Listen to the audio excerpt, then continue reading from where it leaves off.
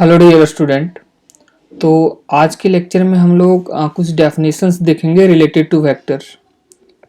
तो जो सबसे पहला जो टर्म्स है वो है इक्वल वेक्टर्स। इक्वल वेक्टर्स क्या होता है? So two vectors are said to be equal if they have same magnitude and same direction. मतलब दो वेक्टर्स इक्वल तभी होगा जब उसका मैग्नीट्यूड और डायरेक्शन दोनों सेम हो। Okay, that is same magnitude and same direction. जैसे यहाँ आप देखो दो वेक्टर्स ए एंड बी है। ये दोनों वेक्टर का आप लेंथ देख पा रहे होगे कि दोनों वेक्टर का लेंथ सेम है, मतलब दोनों का मैग्नीट्यूड सेम है और दोनों का डायरेक्शन भी सेम है। सो ये दोनों जो ए और बी होगा वो इक्वल वेक्टर्स होगा। उसके बाद आपका आता है नेगेटिव ऑफ अ वेक्टर। ये क्या होता है? So the negative of a vector is defined as another vector having same magnitude but having an opposite direction. मतलब ये कि कोई वेक्टर है उसका नेगेटिव वेक्टर क्या होगा, एक दूसरा वेक्टर होगा जिसका मैग्नीट्यूड तो सेम होगा बस डायरेक्शन अपोजिट होगा। जैसे यहाँ वेक्टर ए है तो इसका नेगेटिव वेक्टर क्या होगा, वेक्टर बी, जिसका आपका मैग्नीट्यूड तो सेम है बट डायरेक्शन आप देखो अपोजिट है। मैग्नीट्यूड कैसे सेम है? दोनों का लेंथ इक्वल है इसलिए मैग्नीट्यूड सेम है बट डायरेक्शन अपोजिट है। सो ये क्या होता है? नेगेटिव वेक्टर है, मतलब बी ए का नेगेटिव वेक्टर है। अब उसके बाद क्या है? Modulus of a vector. Modulus of a vector क्या होता है? So it is the length और magnitude of the vector. It is a scalar quantity. मतलब क्या किसी वेक्टर का लेंथ या किसी वेक्टर का जो आपका मैग्नीट्यूड होगा वो आपका मॉडुलस ऑफ अ वेक्टर होगा। ठीक है। So modulus of a vector A equal to modulus a equal to a. मतलब आप मॉडुलस ऑफ वेक्टर को कैसे डिनोट करोगे? आप जस्ट वेक्टर में मॉड का साइन लगा दो या तो जस्ट जो अल्फाबेट है उससे आप डिनोट कर दो विदाउट शोइंग एरो। ठीक है, एरो नहीं दिखाना तो वो मैग्नीट्यूड शो करेगा ए का। ठीक है, तो दो तरीके से आप इसे शो कर सकते हो। उसके बाद जो है यूनिट वेक्टर। सो यूनिट वेक्टर क्या होता है? सो आप देखो it is a vector of unit magnitude drawn in the direction of a given vector. मतलब ये कि किसी वेक्टर के अलोंग यदि हमें यूनिट वेक्टर निकालना हो तो वो यूनिट वेक्टर क्या होगा? वो यूनिट वेक्टर एक वेक्टर होगा जिसका मैग्नीट्यूड आपका यूनिट होगा, वन होगा, और डायरेक्शन क्या होगा? उस वेक्टर के अलोंग ही डायरेक्शन होगा उसका। ठीक है, जिस वेक्टर के अलोंग हमें यूनिट वेक्टर निकालना है। तो ये आपका क्या हो गया? It is a vector of unit magnitude drawn in the direction of a given vector. ठीक है, अब मैं बात कर लेता हूं जैसे यूनिट वेक्टर हम कैसे निकालते हैं। सपोज कोई वेक्टर ए है, so unit vector of A क्या होगा? That is equal to vector A divided by magnitude of vector A. या आप इसे लिख सकते हो वेक्टर ए डिवाइडेड बाय, ऐसे भी लिख सकते हो आप, मैग्नीट्यूड को सिंपली ए से भी आप डिनोट कर सकते हो। सो ये ऐसे आप निकाल पाओगे यूनिट वेक्टर किसी वेक्टर के अलोंग। तो यहाँ क्या है? ये वेक्टर ए जो है यूनिट वेक्टर, ये आपको जो डिनोट कर रहा है ए कैप, ये unit vector along the vector A है। ठीक है, सो ऐसे आप निकाल पाओगे और आप यहां से लिख पाओगे vector a is equal to magnitude of a into unit vector along a. मतलब कोई वेक्टर को आप कैसे लिख पाओगे? जस्ट आप उसका मैग्नीट्यूड ले लो और मल्टीप्लाई कर दो unit vector along that vector, तो आपका कंप्लीट वेक्टर मिल जाएगा। ठीक है, यहीं से आप देख लो, क्रॉस मल्टीप्लाई कर दो तो आपका ये आ जाएगा vector A equal to modulus of vector a into unit vector along a. ये आपका डिनोट करता है unit vector along vector a. ये आपका जो सिंबल है वो आपका डिनोट करता है unit vector along the vector a. ये आपका क्या है? यूनिट वेक्टर अलोंग वेक्टर ए। ओके, अब यूनिट वेक्टर की कुछ बात हम कर लेते हैं। सो आपका क्या होता है unit vector? Magnitude is unity. ये तो आपको मैंने बता दिया कि इसका मैग्नीट्यूड 1 होता है गिव्स डायरेक्शन ऑफ वेक्टर, ये हमें क्या देता है, किसी वेक्टर का डायरेक्शन बताता है, यूनिट वेक्टर।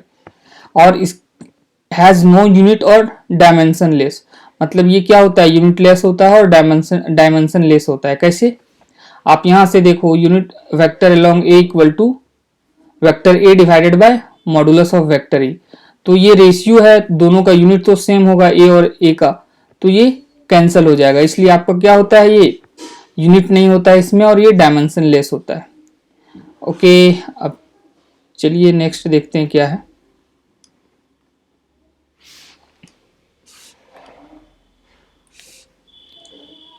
इसके बाद है आपका फिक्स्ड वेक्टर, और आप बोल सकते हो इसे लोकलाइज्ड वेक्टर। सो ये क्या होता है, so initial point is fixed, ठीक है। इसमें क्या होता है, इनिशियल पॉइंट आपका फिक्स होता है। जैसे इसका मैं एग्जांपल लूं तो पोजीशन वेक्टर, तो पोजीशन वेक्टर में आपको पता है, जैसे पॉइंट पी है, इसका पोजीशन वेक्टर क्या होगा, इसका पोजीशन वेक्टर क्या होगा, ये ओपी लाइन पोजीशन वेक्टर होगा, है कि नहीं। तो यहां देखो, एक जो पॉइंट ओ है दैट इज ऑरिजिन, ये फिक्स होता है पोजीशन वेक्टर में।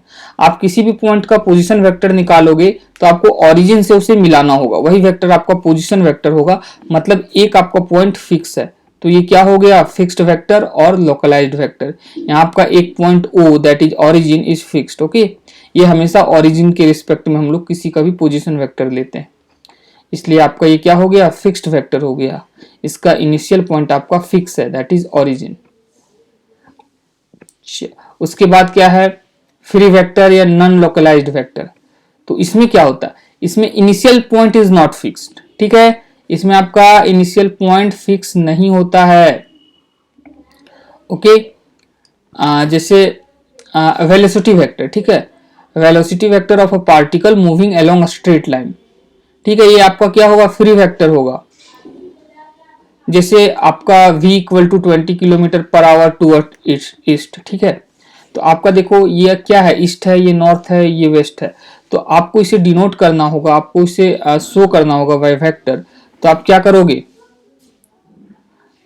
करोगे, सिंपली ऐसे शो करोगे, आप एक वेक्टर दैट इज आपका इस डायरेक्शन में ऐसे ड्रॉ करोगे। सपोज ये आपका 20 किलोमीटर पर आवर है, ओके। तो इसका क्या है, इनिशियल पॉइंट फिक्स नहीं है। कैसे फिक्स, आप इसे ऐसे भी शो कर सकते थे, ये भी सही है 20 किलोमीटर पर आवर, ये भी आपका ईस्ट में ही जा रहा है, ठीक है। मतलब इसका आप इनिशियल पॉइंट फिक्स नहीं कर पाओगे, दोनों का दोनों आपका 20 kilometer per our towards east ही है, ठीक है। तो ये आपका क्या हो गया, फ्री वेक्टर या नॉन लोकलाइज्ड वेक्टर, ओके। चलिए अब देखते हैं नेक्स्ट क्या है। नेक्स्ट आपका है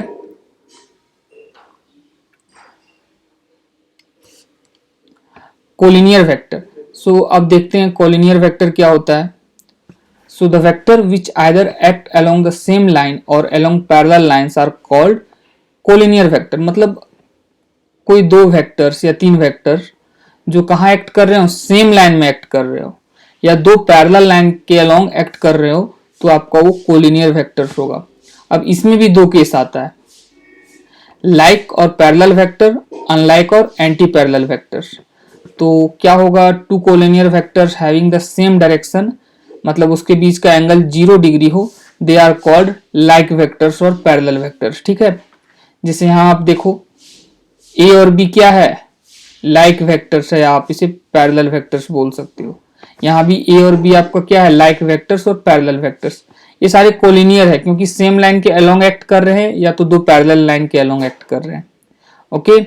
उसके बाद आपका क्या हो सकता है, अनलाइक वेक्टर और एंटी पैरेलल वेक्टर्स। तो ये क्या होता है, so two collinear vectors having the opposite direction, that is दोनों के बीच का एंगल क्या हो, 180 डिग्री हो दोनों वेक्टर के बीच का एंगल, वो आपका क्या होगा, वो आपका unlike or anti parallel vectors होगा। जैसे यहाँ ए और बी, एक इधर जा रहा है, एक उसके अपोजिट जा रहा है बी, तो ये आपका क्या हो गया, ये आपका कोलिनियर वेक्टर्स है। और कोलिनियर वेक्टर के अंदर ये क्या है, अनलाइक वेक्टर्स और एंटी पैरेलल वेक्टर्स। आप इसे ऐसे भी शो कर सकते हो, ए और बी आप देखो दोनों अपोजिट डायरेक्शन में जा रहा है, but they are in parallel lines, okay. दोनों पैरेलल लाइंस के अलोंग एक्ट कर रहे हैं। तो ये आपका कोलिनियर वेक्टर्स हो गया, और कोलिनियर के अंदर ये क्या हो गया, अनलाइक वेक्टर्स या एंटी पैरेलल वेक्टर्स। चलिए अब आगे देखते हैं क्या है कोप्लेनर वेक्टर्स। तो कोप्लेनर वेक्टर्स क्या होता है? So the vectors which act in the same plane are called coplanar vectors. जैसे यहाँ देखो ए और बी दोनों सेम प्लेन में एक्ट कर रहे हैं, that is X Y plane, A vector और वी वेक्टर, तो ये क्या हो गए, ये हो गया आपका कोप्लेनर वेक्टर। उसके बाद आपका है को इनिशियल वेक्टर्स। तो ये क्या है, the vectors which have the same initial point are called coinitial vectors. यहाँ ए बी सी ये क्या है, को इनिशियल वेक्टर्स है। क्यों? क्योंकि इसके पास सेम इनिशियल पॉइंट है, कॉमन इनिशियल पॉइंट है। ओके, उसके बाद आपका क्या है को टर्मिनस वेक्टर। ये क्या होता है, तो चलिए देखते हैं। The vectors which have the common terminal point are called coterminous vectors.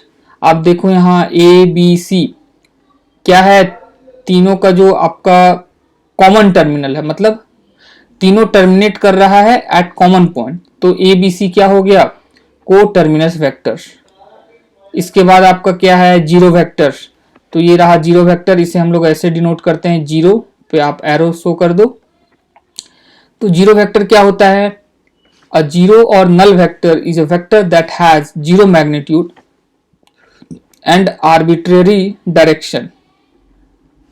क्या होता है इसका, आपका मैग्नीट्यूड जीरो होता है और डायरेक्शन कोई भी आर्बिट्रेरी डायरेक्शन होता है, ठीक है, आर्बिट्रेरी डायरेक्शन होता है और जीरो मैग्नीट्यूड होता है। जैसे मैं बात करूं, कोई दो वेक्टर इक्वल वेक्टर है, a equal to b, vector A equal to vector b, तो आपका ए माइनस बी क्या होगा, आप इसे जीरो नहीं बोलोगे, आप इसे जीरो वेक्टर बोलोगे। यदि दो वेक्टर्स इक्वल है उसका आप सब्सट्रैक्शन लेते हो तो आपका जीरो नहीं बल्कि जीरो वेक्टर आएगा। अब कुछ प्रॉपर्टीज देख लेते हैं जीरो वेक्टर्स का। तो क्या इसमें आप किसी भी वेक्टर को आप जीरो वेक्टर से ऐड करोगे तो आपको वही वेक्टर मिलेगा। किसी भी रियल नंबर को आप जीरो वेक्टर से मल्टीप्लाई करोगे तो आपको जीरो वेक्टर्स मिलेगा। यहाँ आपका ये क्या है, लैम्डा, एक कोई रियल नंबर है, रियल नंबर है। ओके, उसके बाद आप जीरो को मल्टीप्लाई करोगे किसी वेक्टर ए से तो आपको जीरो वेक्टर मिलेगा। उसके बाद जो चौथा पॉइंट है, if lambda and mu are two different non zero real number then the relation lambda into vector A equal to mu vector B. ये कब ट्रू होगा, ये तभी ट्रू होगा जब ए और बी जीरो वेक्टर्स हो, ठीक है। ये आपका जो रिलेशन है मैं इसकी बात कर रहा हूं। यहाँ लैम्डा और म्यू क्या है, ये रियल नंबर है और ए और बी दो वेक्टर्स है। तो ये कब ट्रू होगा, ये तभी ट्रू होगा जब आपका A and B are zero vectors, ठीक है। आपका लैम्डा और म्यू क्या है, two different non zero real number है, ठीक है, two different non zero real numbers है। तो आपका ये जो एक्सप्रेशन है, ये इक्वेशन तभी ट्रू होगा जब ए और बी जीरो वेक्टर्स हो। चलिए उसके बाद कुछ physical examples of zero vector देख लेते हैं कि फिजिकल एग्जांपल क्या होता है जीरो वेक्टर का। तो the position vector of a particle lying at the origin, ठीक है, मतलब कोई पार्टिकल ओरिजिन पे ही लाई कर रहा हो तो उसका पोजीशन वेक्टर आप क्या बोलोगे, जीरो वेक्टर, ठीक है। The velocity vector of a stationary object, कोई ऑब्जेक्ट स्टेशनरी हो तो उसका वेलोसिटी वेक्टर क्या होगा, जीरो वेक्टर होगा। The acceleration vector of an object moving with uniform velocity, मतलब कोई बॉडी यदि यूनिफॉर्म वेलोसिटी से मूव कर रहा हो तो उसका एक्सेलरेशन क्या होगा, जीरो वेक्टर होगा। अब क्या है, multiplication of a vector by a real number. तो देखो कोई वेक्टर ए है, सपोज आप इसे 2 से मल्टीप्लाई कर दिया, तो आपने इसे 2 से मल्टीप्लाई कर दिया तो आपको एक दूसरा वेक्टर बी मिलेगा जिसका लेंथ इसके 2 टाइम्स होगा और डायरेक्शन वही होगा, ठीक है। और वही आपने उसे -2 से मल्टीप्लाई कर दिया, सपोज वेक्टर ए है और उसे आपने -2 से मल्टीप्लाई कर दिया तो आपको एक वेक्टर बी मिलेगा जो कि आपने -2 से मल्टीप्लाई किया तो डायरेक्शन अपोजिट हो जाएगा और लेंथ 2 टाइम्स हो जाएगा। ओके ओके स्टूडेंट, तो फिर हम लोग नेक्स्ट लेक्चर में मिलेंगे अगले टॉपिक के साथ। Okay, thank